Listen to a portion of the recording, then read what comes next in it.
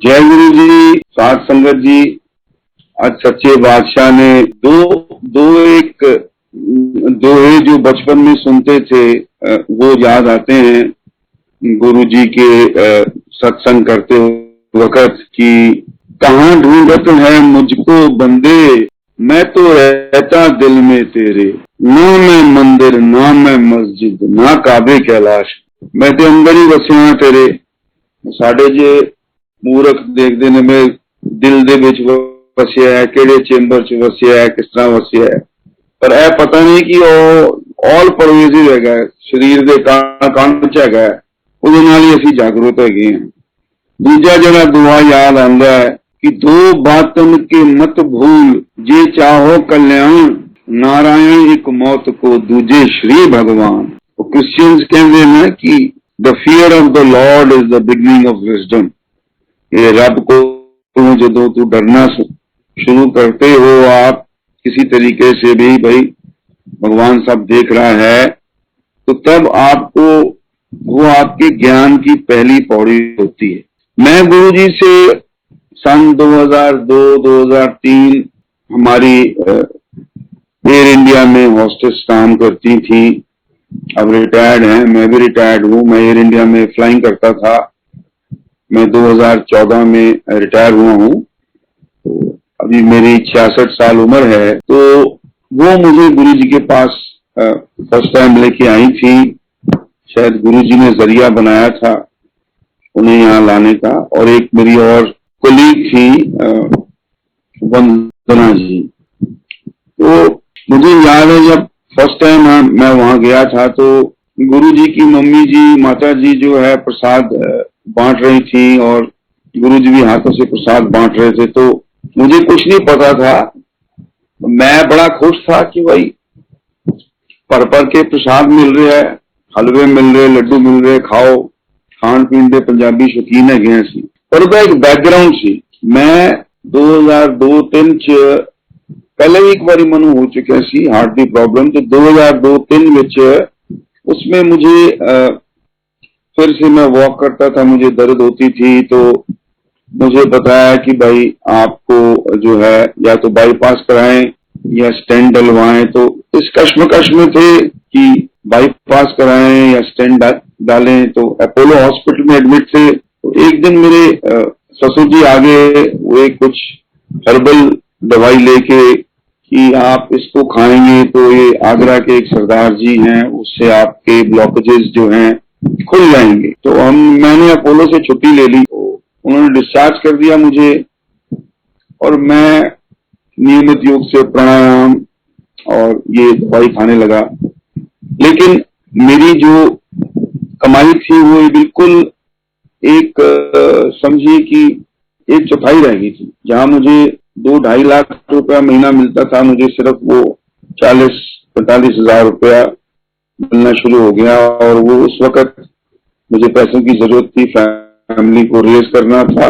तो उन्होंने मुझे कहा कि आप सिर्फ एयर इंडिया में ग्राउंड पे सर्विस कर सकते हैं, आपको फ्लाइंग नहीं मिलेगी। अब मैं दुनिया के हर कोने में फ्लाइंग करता था, जाता था, क्लबों में जाता था, अच्छा खाना पीना, लेकिन कहीं मुझे एक किस्म की एक पीस ऑफ माइंड नहीं मिलता था। क्योंकि अगर मैं किसी मुस्लिम कंट्री में जाता था तो मैं वो उनकी जो इंग्लिश का अनुवाद है कुरान, वो मैं निकाल के पढ़ता था। तो उसमें मैं कोशिश करता था कि कहीं मुझे वो एक्सप्लेनेशन मिल जाए कि भाई भगवान कहाँ है, शायद कुरान से मिल जाए। तो मैं टाइम पास के लिए उसके 1-2 पन्ने पढ़ लेता था, तो जिसका सार ये था कि भाई वो कहते हैं कि ये ज़मीं भी न थी, आसमां भी न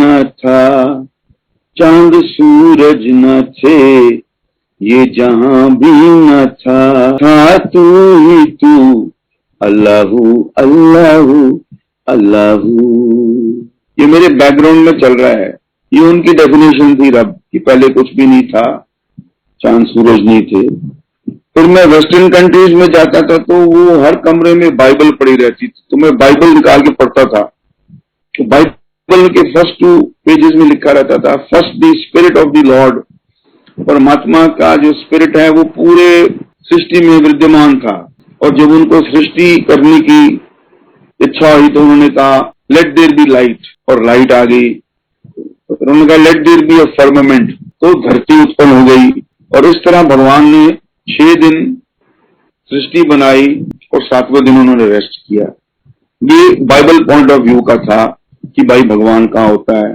फिर गुरु ग्रंथ साहिब को में लिखा रहता है, एक ओमकार सतनाम करता पुरख निर्भव निर्वैर अकाल मूर्त अजूनी सैभम गुरु प्रसाद जप आदि सच जुगादि सच।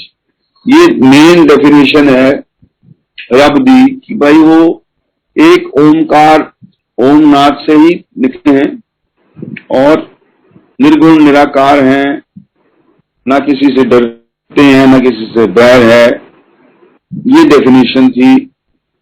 आर्य समाज वाले बोलते हैं कि वेद ही सब कुछ है, पर ब्रह्म है, निर्गुण है, निराकार है, जो कुछ गुरु ग्रंथ साहिब में गुरु ग्रंथ साहिब जी में उन्होंने लिखा है।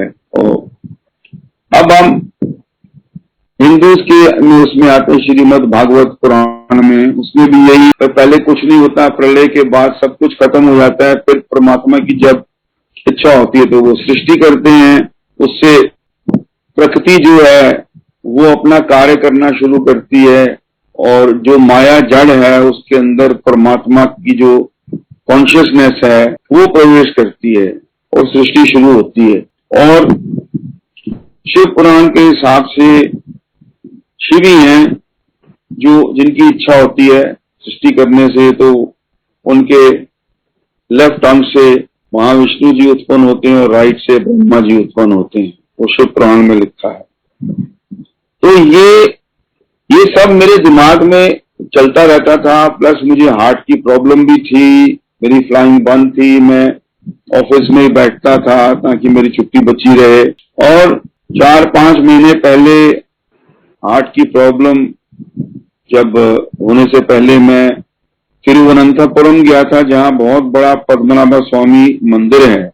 वहाँ की जो मेन मूर्ति है वो महाविष्णु जी की है, और वो महाविष्णु जी को आपको 3 खानों में से देखना पड़ता है। शालिग्राम की मूर्ति है, जो लोग वहां गए उन्हें पता है।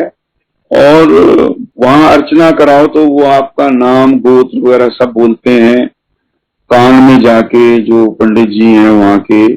तो ऐसे लगता है कि परमात्मा सुन रहे हैं, और उनकी नाभि में से ब्रह्मा जी उत्पन्न हुए हैं। और एक उनका जो दायां हाथ है वो एक नीचे शिवलिंग है, शिवलिंग के ऊपर रखा हो। बाकी देवी देवता पहली बार मुझे मेरी कोलीग दर्शन प्रिय पॉल जी लेके गई आंटी मुझे एम्पायर स्टेट में। मैं अपनी धर्म पत्नी आंटी के साथ गया था, तो वहां पे एक समय पे उन्होंने भजन शब्द शुरू किया। इसकी इतनी पावरफुल आवाज थी, ओम नमः शिवाय, ओम नमः शिवाय। तो ये दूसरे तीसरे दिन ही मुझे मैसेज मिल गया कि जो महाशिव जी मेरे सामने गद्दी पे विराजमान है, बैठे हैं, जिनको मैं माथा टेक के बैठा हूँ 2002-2003 में, ये is got something to do. ये जो है भगवान शिव से इनका कुछ संबंध है, या इन्हें भगवान शिव ही कहा जा रहा है।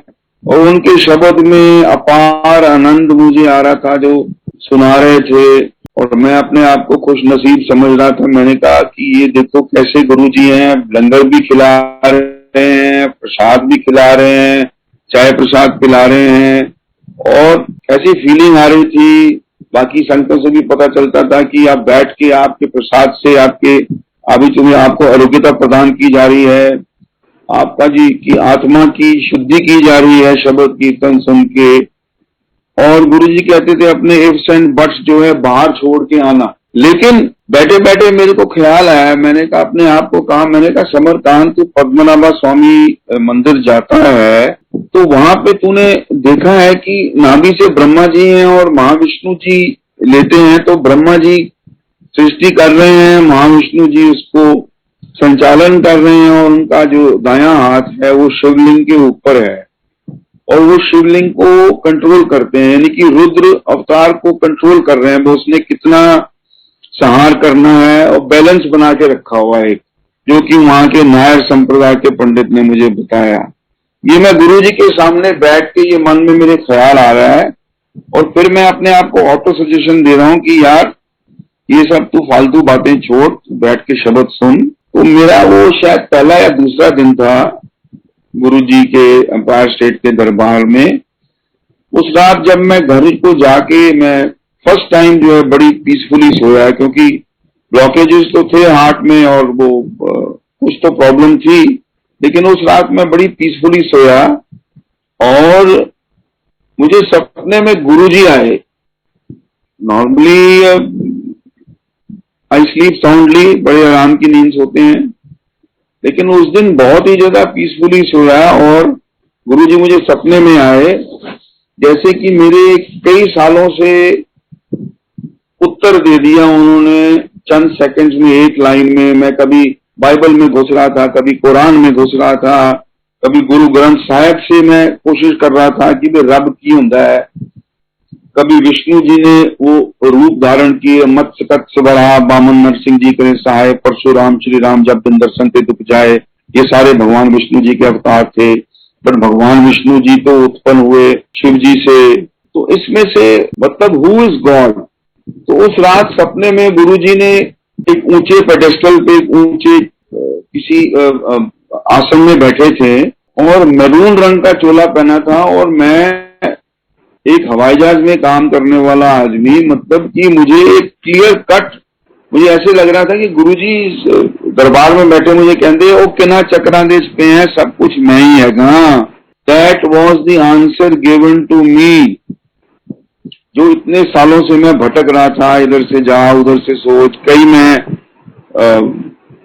यूपी में कई गुरुओं के आश्रम में जाके मैंने वहां वो रहा, देखा, बट कहीं से मेरे को सेटिस्फेक्शन नहीं मिली। पर यहाँ तो गुरुजी जो पर ब्रह्म है वो सगुण सवार रूप लेके आए हैं, डुगरी में जन्मे हैं, इतने अंबल रहे हैं, जो लाइट ऑफ डिविनिटी में पड़ा है, किसी को पता ही नहीं होने दिया।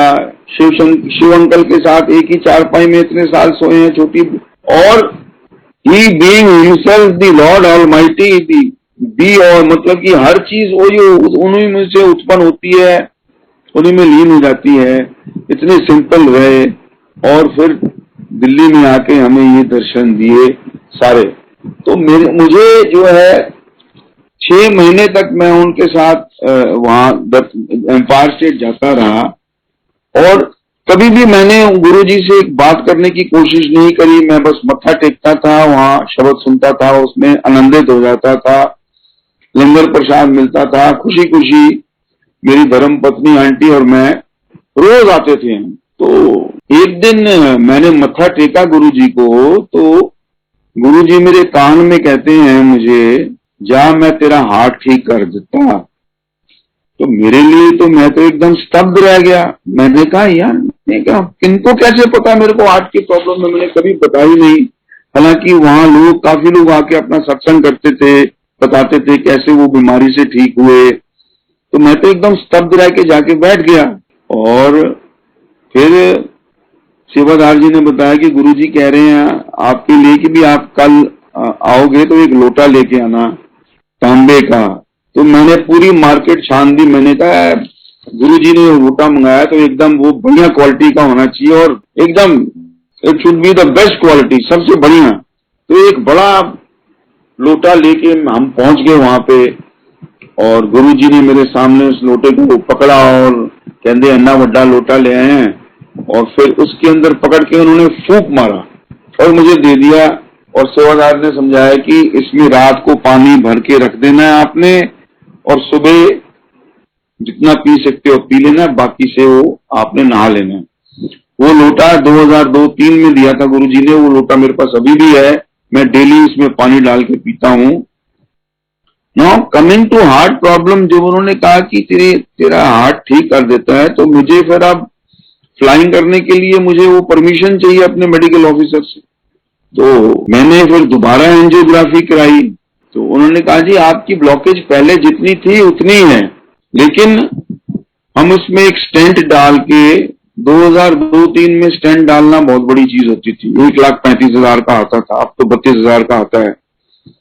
तो उन्होंने 2 स्टेंट डाल दिए, एक राइट कॉर्नरी आर्टरी में, एक left LED, left anterior descending artery में डाल दिए। तो जब आंटी को पता चला भी मेरे को तो स्टेंट लगेंगे और गुरुजी ने कहा भी तेरा हार्ट ठीक हो गया है, तो फिर वो, मैं हॉस्पिटल में था, तो वो जो है मंगलवार वाले दिन, जिस दिन गुरुजी का दरबार नहीं खुलता एम्पायर स्टेट में, उस दिन पहुंच गई और सेवादारों ने कहा भी गुरुजी तो मिलते नहीं है। तो वो रोने लगी। तो गुरुजी ने अंदर से मैसेज भेजा कि उन्होंने कहो चलिए क्यों रोंदी हैं, तो कारवाला तेरा परसों आ जाएगा वापस, तू इंज कर 1.25 किलो गुड़ हनुमान जी नु जाके चढ़ा दे।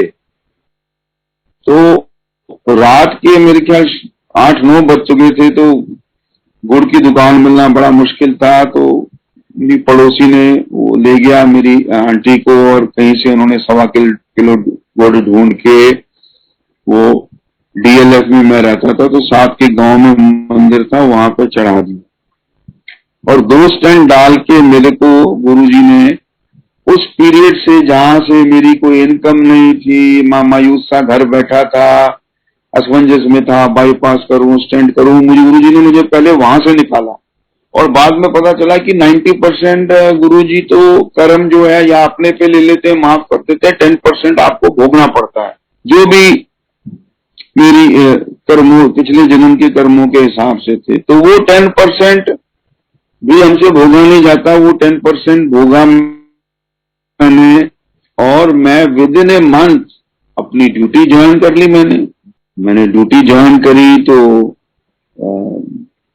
गुरुजी के दरबार में आना थोड़ा कम हो गया, और फिर पता चला कि 2007 में 31 मई को गुरुजी चोला छोड़ गए हैं। तो उससे काफी डिसहार्टन हो गए हम कि अब तो क्या होगा गुरुजी के दरबार में, अब कौन बैठेगा। तो मुझे भुवनेश्वर जाना था।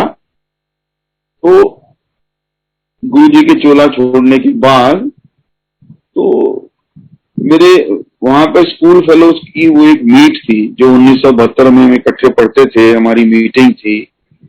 तो वहां जाने के लिए मैं एयर इंडिया की अपनी फ्लाइट से जा रहा था।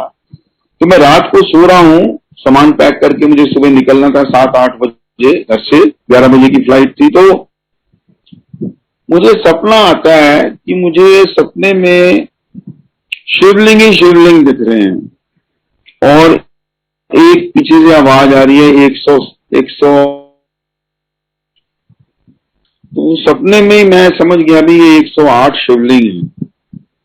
एनीवे, मैं सुबह भुवनेश्वर चला गया फ्लाइट लेके। वहां पे सबसे पहले मैंने कहा भी यहाँ पे एक अनंत वासुदेव मंदिर है, बहुत बहुत बड़ा मंदिर है यहाँ पे वासुदेव भगवान का, जहाँ पे टनों के हिसाब से चावल बनता है और भोग लगता है जगन्नाथ मंदिर में और अनंत वासुदेव मंदिर में भी। और एक एक हांडी जो है विष्णु जी के सामने रखी जाती है, और जितना भी खाना है वो सारा का सारा भोग लगता है। ऐसे नहीं कि थोड़ा सा खाना भोग लगा के मेन में मिला दिया। तो मैं उस मंदिर को पैदल जा रहा था, उस वक्त डीमोनेटाइजेशन अनाउंस हो गया था। तो एक जगह एटीएम पे मैंने देखा कि बहुत सारे लोग खड़े हैं, तो पैसे वहां से आप निकाल सकते थे 2000 रुपया। तो मैंने कहा यार मैं मंदिर जाने के पहले कुछ कैश पैसे निकाल लेता हूँ, और वॉचमैन ने कहा अभी तो अंदर कोई नहीं, आप जाके निकाल लो, बाद में लाइन लग गई। तो मैंने 2000 रुपीज निकाल के अपनी जेब में रख लिए खर्चे के लिए कि मैं मंदिर जा रहा हूँ। वहां मंदिर गया, वहां मैं थोड़ा आत्म बोर हो गया, थोड़े एक किस्म के आनंद के अश्रु निकल आए वहां का जो वातावरण था। तो वहां पे पंडित जी कहते हैं कि आप चाहो तो आप 1600 रुपए का जो है ना एक किस्म का भंडारा करा सकते हो, यहाँ से प्रसाद देके हम यहाँ पे काफी ब्राह्मण लोग हैं उनको खिला देंगे। तो मैंने वो 2000 में से 1600 वहां दिए। फिर वो उनके जो हेड प्रीस्ट थे वो कहते हैं कि मैं आपको पर्सनली साथ में लिंगराज मंदिर है वहां ले चलता हूँ, वहां पे बहुत बड़ा शिवलिंग है। तो लिंगराज मंदिर में नॉन हिंदूज की एंट्री बंद होती है, तो वो बेल्ट वेल्ट अपने की चमड़े की निकाल के सब, एक गली सी होती है उसमें बड़ी भीड़ होती है, एकदम सफोकेटिंग होता है, लेकिन किसी तरह हम वो कोई 20 मीटर उस गली में से जाके वो बहुत अत्यंत बड़े शिवलिंग पे पहुंच गए। वहां पे जाके मैंने वो पुजारी से बोली मेरी अर्चना कर दो, तो उसने मेरी अर्चना कर दी, मेरे पिताजी का नाम लेके, फैमिली का नाम लेके। एंड वहां पे भी मुझे ऑफर हुआ कि भाई आप जो है 250 का वो एक प्रसाद चढ़ा सकते हो, तो मैंने उसी 2000 में से 250 रुपए दिए।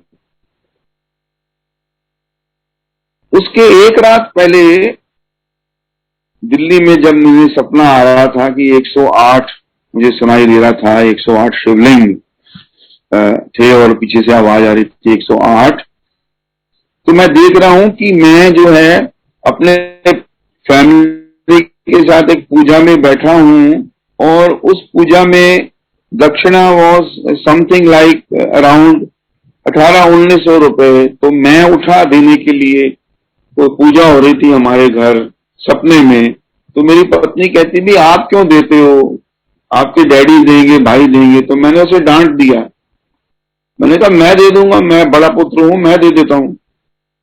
अब मैं देखिए मैंने 1600 रुपए अनंत वासुदेव मंदिर जो कि भगवान श्री हरि विष्णु का टेम्पल है, 250 रुपए एग्जैक्टली या 300 रुपए मैंने वहां दिए लिंगराज मंदिर में जहाँ शिवलिंग था। और फिर पुजारी जी मुझे बाहर लेके गए, कहते बाहर भी दर्शन करो, बाहर भी शिवलिंग है। तो मैंने देखे वहां पे हर देवी देवता का छोटा छोटा मंदिर बना था और वहां पे 108 शिवलिंग बने हुए थे। तो मैंने इमीडिएटली सोचा, मैंने कहा ओहो, गुरुजी ने पहले ही सपने में मुझे बता दिया था कि तू वहां जाएगा और वो 108 शिवलिंग हैं। और कैसे उन्होंने मुझे शिवलिंग के दर्शन कराए, भगवान श्री हरि विष्णु के दर्शन कराए, और बाकी के 100-150 रुपए जो बचे थे, जो वहां पे जो छोटे छोटे मंदिर थे, भैरवनाथ का, देवी माता का, वहां पे सब मैं चढ़ावा चढ़ाता गया। इस तरीके से पता नहीं कुछ कर्म काट रहे थे मेरे गुरुजी, ही नोज एवरीथिंग। ये तो मेरी हार्ट की प्रॉब्लम उन्होंने सॉल्व करी, और मैं जो है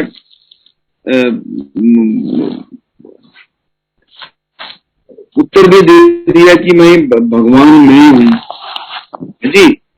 और निखिल जो मेरा लड़का है, छोटा लड़का, वो बीच में जब गुरुजी ने चोला छोड़ दिया था तो हमने जाना बंद कर दिया था। तो एक दिन उसने हमें कहा कि डैडी मम्मी जब आप प्रॉब्लम है तो वहां जाते थे, अभी क्यों नहीं जाते फिर से। तो हमने फिर से जाना शुरू कर दिया और छोटा लड़का भी गुरुजी से जुड़ गया। तो गुरुजी छोटे बेटे को सपने में आए थे एक बार और कह रहे, और वो पूछ रहा है उनसे कि गुरुजी पुरानी संगत और नई संगत में आप कुछ मतभेद रखते हैं। तो गुरुजी ने उसको कहा कि कोई मतभेद नहीं होता, मेरे लिए सारी आत्माएं एक ही हैं। तो ये जो मेरी खोज थी कि मुझे रब मिले, तो गुरुजी ने कितनी आसानी से, प्यार से मुझे जो है ये साबित कर दिया कि I am everything, I am Brahma Vishnu Mahesh, मैं उनसे ऊपर हूं, मैं महाशिव हूं। और जितनी भी अनंत सृष्टियां बनी हैं, मल्टीपल यूनिवर्सेस हैं, अनंत यूनिवर्सेस हैं, सबके ब्रह्मा विष्णु महेश अलग अलग हैं। हमारे भागवत महापुराण में कहते हैं कि भाई 5 सिर वाले ब्रह्मा जी तो हमारी सृष्टि के हैं, 100 सिर, 10 सिर वाले हैं, 15 सिर वाले हैं, but they all are under the command and control of our Mahashiv Guru ji. Otherwise कौन सी ऐसी शक्ति है इस पृथ्वी पे जो डेथ जिसकी डेथ लिखी हो तो उसकी डेथ टाल दें, उसकी पत्री में डेथ लिखी हो तो उसको टाल के उसको 20-25 साल की और उम्र दे दें। तो गुरु जी कहते थे कि दोनों की पिता दीवार के पीछे की लिखिए, पीछे की है गए। तो मुझे भी नहीं पता था भाई दीवार के पीछे क्या है।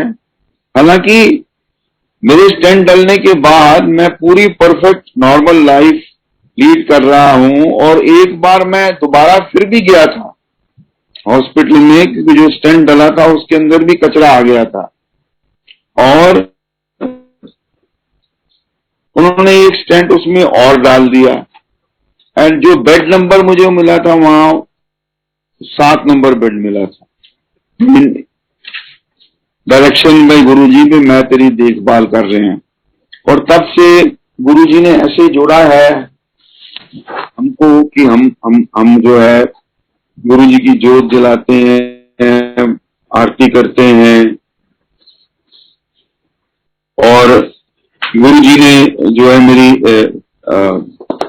आंटी जो है एक बार वो गोभी शलगम का अचार ले गई थी, तो उन्होंने कहा जी हम अचार जो है खाने पीने का ऐसे लेते नहीं है। पर वो सेवादार आए, कहते हैं कि भाई आप ले आए हो तो हम रख लेते हैं, तो उनका नाम डाल दिया अचार वाली आंटी। फिर जब हम गुरुजी के पास जाके बैठते थे मत्था टेक के, तो सडनली गुरुजी ने कुछ संगत को बोला भाई ऊपर चले, आप ऊपर जाके बैठो। तो उस वक्त मुझे बड़ा फील होता था। मैंने कहा यार मैं गुरुजी के ताल बंदा सी, शब्द सुन सी थे, सामने दिखते रहते हैं गुरुजी, तो ऊपर क्यों भेज रहे हैं। तो बाद में हमें पता चला भाई जिनको ब्लेस कर दिया है तो वो ऊपर बैठे और नई संगत नीचे बैठे, so that they can be blessed. तो इसमें कोई वो माइंड करने वाली बात नहीं थी जो ऊपर हमें बिठा दिया था। ये दीज आर दी जो इंसिडेंट्स हैं जो हमारे साथ हुए हैं, और जिसमें ये पूरा ज्ञान मिला है कि रब के दर्शन कर लिए। अब क्योंकि जब यहां तक पहुंच गए तो एक वो हिंदी का गाना है जो मैं डेडिकेट करता हूं गुरु जी को, कितनी राहों से भटकता रहा मैं, तो तुम मुझे देखा गुरु जी होकर मेहरबान, सुधर गई जिंदगी, सुधर गई जिंदगी। और फिर लास्ट में बोलते हैं कि खत्म हुए रास्ते सब यहाँ, मेरे गुरु मेरे गुरु। अभी एक ठिकाना मिल गया, एक ठौर मिल गया है। अभी कहीं मुझे भटकने की जरूरत नहीं है, कहीं डरने की जरूरत नहीं है कि मैं इस मंदिर में नहीं गया, मैंने वो ये फलाना मंत्र नहीं बोला। सारी एनर्जीज गुरु जी में से निकलती हैं, शक्ति भी उनमें से निकली है, और कई रूप हैं उनके। मेलबर्न में हम गए थे तो मेलबर्न में गुरु जी के सत्संग हो रहा था, तो शायद उनका बर्थडे सेलिब्रेशन था, तो एक बहुत बड़ा चर्च उन्होंने जो है किराए पे लिया था वहां की संगत ने।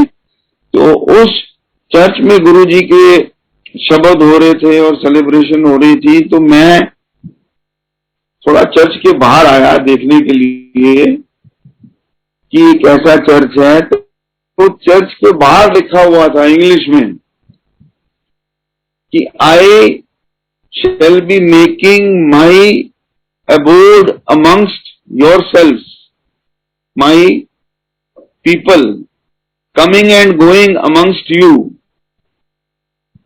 अगर मैं हिंदी में बात करूं तो वो चर्च के बाहर लिखा था कि मैं तुम्हारा भगवान तुम्हारे बीच में आके रहूंगा और आता जाता रहूंगा,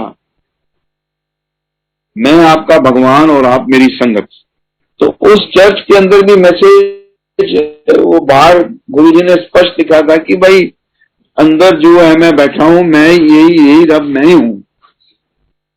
जब मेरी नूरानी आई, वड्डे पुत्र दी मिसेज मेरी नूरानी, तो उसको गुरु जी के बारे में कुछ नहीं पता था। तो हमारे घर के पास ही गुरुग्राम में निर्वाणा में राकेश अंकल जी एक हैं, राकेश सानी अंकल जी, तो उनको ले गया सत्संग के लिए अपनी नूरानी को परिवार समेत। तो उन्होंने फर्स्ट टाइम दर्शन किए गुरु जी के। और वो जब रात को आई, दोपहर को आके सो गई लंगर प्रसाद खा के, तो उठ के बोलते हैं, मम्मी जी गुरु जी तो मुझे सपने में आए थे अभी, जिस गुरु जी के सत्संग में गए थे, और वो कह रहे थे कि अपने अंकल नु बोल कि वो सत्संग कीता करे। तो कहती मैंने सपने में बोला कि मेरे अंकल यानी कि उनके हस्बैंड तो सत्संग नहीं करते। कहते ओ अंकल नहीं, वो विन्नी अंकल, विन्नी मेरे घर का नाम है, टेलिंग मी कि सत्संग किया करे। क्योंकि बीच में मैंने वो सत्संग करना एक किस्म का छोड़ दिया था कि भाई ये हर चीज हर बार रेपिटेटिव हो जाती है, बार बार लोग वो राकेश अंकल जी के यहाँ सुन के कहीं थक ना जाएं।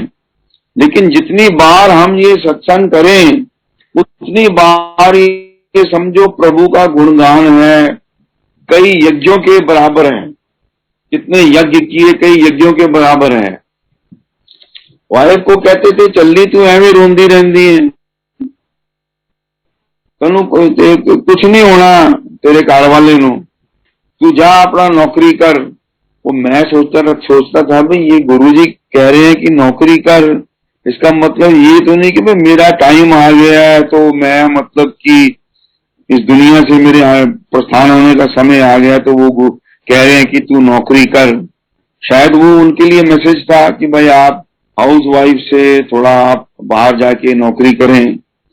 एंड ये गुरु जी की ही लीला थी कि मेरे दोस्त जो है हर 2-3 महीने बाद घर आते थे मेरे गुरुग्राम में, और वो सारे जितने मेरे कोलीग्स थे वो सारे पैसे इकट्ठे करके 40-50 हजार रुपए में 2002-03 की बात कर रहा हूँ, वो मेरी वाइफ को दे जाते थे। कहते कि हम हमारे दोस्त समरकांत की हिस्से की फ्लाइंग कर रहे हैं तो हम ये उसको पैसे दे रहे हैं ताकि he can run. I had, मुझे कोऑपरेशन हर जगह से मिला जी। मेरे बैंक का बैलेंस सिर्फ 60,000 रुपए रह गया। तो ये हम बहुत लकी हैं कि हमने रब के दर्शन किए। हम तो इन्हें रब मानते हैं। तो मैं इस सत्संग सुना के अपना विश्राम लेता हूँ। मेरे हिसाब से तो कहीं और जाने की जरूरत नहीं है। Guru ji is the ultimate Lord God, जिसे हम कहते हैं, ईश्वर कह लो, परमात्मा कह लो। आर्य समाजी वाला भी परमात्मा यही है, क्रिश्चियंस वाला भी यही है, मुस्लिम्स का भी यही है। इनके अनेक रूप हैं, जान पाना मुश्किल है। पूर्ण से निकलता पूर्ण फिर भी रहता पूर्ण Shiv ji. So just by chanting Om Namo Shivaya, Guru ji has shown the way that we are all eligible for moksha. बस काम कहते सी चंगे रखो, किसी का दिल ना दुखाओ, किसी का भला कर सकते तो करो। और सुबह के 7 ये 12 लिंगों के नाम पढ़ता हूं मैं। तो उसमें ओम मल्लिकार्जुनाय, ओम ओंकारेश्वराय नमः। तो मैं सबसे पहले ये पढ़ता हूं ओम बड़े मंदिर शिवलिंगाय नमः, क्योंकि गुरुजी ने सारे लिंगा की पावर उदय पाती है। सानू पता नहीं, हम उसके पास से निकलते हैं। जैसे रेडियो एक्टिविटी होती है, रेडिएशन होता है, एक्सरे होता है, हमारी बॉडी से पास हो जाता है। हमें तो पता भी नहीं चलता कब वो शिवलिंग से वो पावर जो है हमारे अंदर एंटर होके और हमें मतलब क्लीन करके ब्लेस करके चला जाता है। So powerful the Lord Almighty. English में कहते हैं there is nobody equal to do him and nobody higher than him. इनके बराबर कोई नहीं और इनसे ऊपर कोई नहीं। सारी संगत जी, कोई मेरे बोलने में त्रुटि हुई तो मुझे माफ करना। आशा है मैंने अपना सत्संग सुना के जितने भी लोग सत्संग सुन रहे हैं उनमें गुरु जी के प्रति निष्ठा और बड़ी होगी। जय गुरु जी, तन तन गुरु जी, शुक्राना गुरु जी।